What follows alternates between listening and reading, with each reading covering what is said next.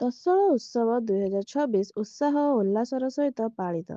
ତେନ୍ତୁଳିଆ ନଗରସ୍ଥିତ ତସଳ ଓଡ଼ିଆ ମାଧ୍ୟମ ବିଦ୍ୟାଳୟର TOMSର ବାର୍ଷିକ ଉତ୍ସବ ତସଳ ଉତ୍ସବ ଗତ ରବିବାର ଉତ୍ସାହ ଓ ଉଲ୍ଲାସର ସହିତ ପାଳିତ ହୋଇଯାଇଛି।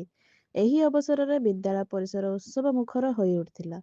କାର୍ଯ୍ୟକ୍ରମରେ ଛାତ୍ରଛାତ୍ରୀମାନେ ଆକର୍ଷଣୀୟ ସାଂସ୍କୃତିକ କାର୍ଯ୍ୟକ୍ରମ, ନୃତ୍ୟ, ଗୀତ ଓ ନାଟକ ପ୍ରଦର୍ଶନ କରି ସମସ୍ତଙ୍କ ମନ ମୋହିନେଥିଲେ।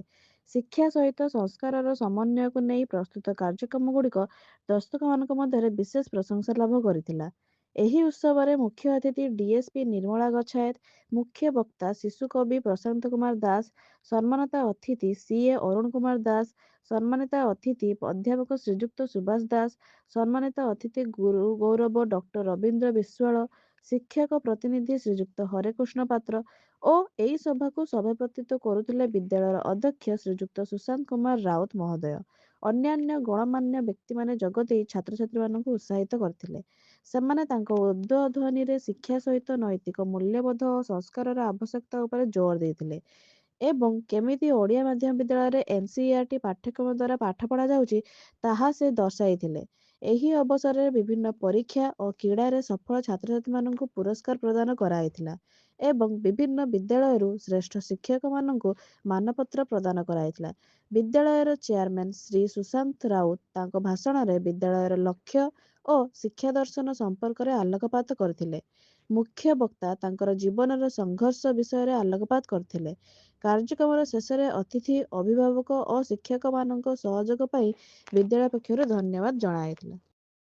ମୁଁ ହେଉଛି ସୁଶାନ୍ତ କୁମାର ରାଉତ, ଏ ସ୍କୁଲର ଚେୟାରପର୍ସନ୍। ସ୍କୁଲ ଚାଲିଛି ତୋଷାଳ ଶିକ୍ଷା ଫାଉଣ୍ଡେସନ୍ ଅଣ୍ଡରରେ। ସେ ଫାଉଣ୍ଡେସନ୍ରେ ମୁଁ ଆଉ ମୋ ମିସେସ୍ ଶୁଭଶ୍ରୀ ନମିତା ଦାସ ଆମେ ଡାଇରେକ୍ଟର ଅଛୁ। ସ୍କୁଲ ବିଷୟରେ ଯଦି ମୁଁ କହିବି, ଏଇଟା ହେଉଛି ପ୍ରଥମ ବାର୍ଷିକ ଉତ୍ସବ। ସ୍କୁଲ କରିବା ପାଇଁ ମୋର ବହୁତ ଦିନରୁ ଇଚ୍ଛା ଥିଲା।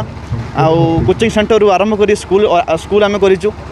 ସବୁଠୁ ବଡ଼ କଥା ହେଲା ଆଜି ଏ ସଭାକୁ, ଏତେ ବଡ଼ ସଭାକୁ ଆପଣମାନେ ଆସି ଏଟାକୁ ଆପଣ ବହୁତ ବହୁତ ବହୁତ ଧନ୍ୟବାଦ ଆପଣମାନେ ଆସି ପହଞ୍ଚିଲେ। ଆଉ ମୁଁ ପିଲାମାନଙ୍କୁ ଏତିକି ମେସେଜ ଦେବି, ଏ ପ୍ରୋଗ୍ରାମ୍ ହେଉଛି ପିଲାମାନଙ୍କ ପାଇଁ। ଆଉ ପିଲାମାନେ ଯଦି ଚାହିଁବେ, ଏମିତି ବହୁତ ଅନୁଷ୍ଠାନ ଗଢ଼ି ଉଠିଛି ଆଉ ପିଲାମାନଙ୍କ ପାଇଁ ହିଁ ଏସବୁ ହେଇଛି। ଆଉ ଆଜି ଦେଖନ୍ତୁ ଆମର DSP ମ୍ୟାଡ଼ାମ୍ ଆସିଛନ୍ତି, ପଏଟ୍ ଆସିଛନ୍ତି, ଏତେ ବଡ଼ ଲୋକ ଆସିଛନ୍ତି କେବଳ ଏଇ ପିଲାମାନଙ୍କ ପାଇଁ। ତ ମୁଁ ପିଲାମାନଙ୍କୁ ଏତିକି କହିବି, ମଣିଷ ପରି ମଣିଷ ହେବା ଆମେ, ତ ତାଠୁ ବଡ଼ କଥା କ'ଣ ଅଛି। ତେଣୁ ପାଠ ତ କାହାର ହେଉଛି, କାହାର କମ୍ ହେଉଛି, ବେଶୀ ହେଉଛୁ, କିନ୍ତୁ ମଣିଷ ପରି ମଣିଷ ହେବାଟା ସବୁଠୁ ବଡ଼ କଥା। ସାର୍, ଶିକ୍ଷା ଭଳି ଅନୁଷ୍ଠାନକୁ ଏଇଥିପାଇଁ ବାଛିଲି। ମୋର ପ୍ରଫେସନ୍ ଏକ୍ଜାକ୍ଟଲି ମୁଁ ଜଣେ ବ୍ୟାଙ୍କର। ଆଇ ୱାଜ୍ ଏ ବ୍ୟାଙ୍କର ଫେନ୍ ମୁଁ ଥିଲି 2017ରେ ମୁଁ HDFCରେ ଚାକିରି କରିଥିଲି। ତାପରେ ମୁଁ ଜବ୍ କୋଉଠି କରିକି ଟ୍ୟୁସନ୍ କରୁଥିଲି, ଟ୍ୟୁସନ୍ରୁ କୋଚିଂରୁ ସ୍କୁଲ। ତ ଏଇଟା ଗୋଟେ ପିରିୟଡ଼ ଅଫ୍ ସାଇନ୍ସ। ମୁଁ ଏଇଥିପାଇଁ ଏଟାକୁ ଶିକ୍ଷାକୁ ବାଛିଲି। ମୋର ଲାଇଫ୍ଟା ପୁରା ଷ୍ଟ୍ରଗଲ୍ରୁ ଷ୍ଟାର୍ଟ ହେଇଥିଲା, କେମିତି ଶିକ୍ଷା ମୁଁ ଭଲସେ ପାଇବି।